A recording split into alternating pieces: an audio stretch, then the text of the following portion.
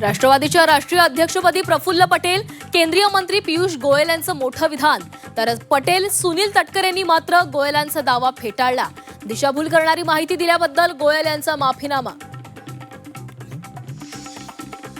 राज्यसभेवर पार्थला पाठवायचं की जय पवारांना, हा निर्णय सर्वस्वी राष्ट्रवादीचा. मुख्यमंत्री देवेंद्र फडणवीसांचं स्पष्टीकरण. पार्थ पवारांना भाजपचा विरोध नसल्याची भाजपची माहिती. राष्ट्रवादीच्या विलिनीकरणाची चर्चा झाली असती तर भाजपला याबाबत माहिती दिलीच असती. फडणवीसांनी फेटाळली राष्ट्रवादीच्या विलिनीकरणाची चर्चा.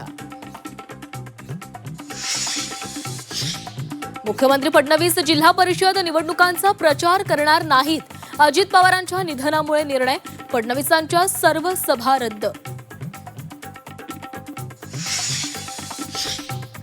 बजेटमधून सर्वसामान्य करदात्यांना दिलासा नाहीच.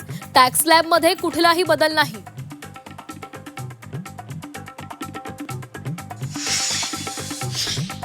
मोबाईल, एलईडी टीव्ही, दुचाकी, सौर पॅनल, बॅटरीसह क्रीडा साहित्य स्वस्त. परदेशवारीसह परदेशातील शिक्षणही स्वस्त.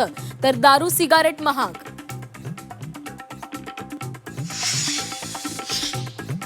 विकसित भारताच्या दिशेनं दमदार पाऊल टाकणारं बजेट.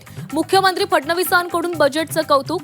हायस्पीड रेल्वे कॉरिडॉरमुळे जीडीपीमध्ये वाढ होण्याचा व्यक्त केला विश्वास.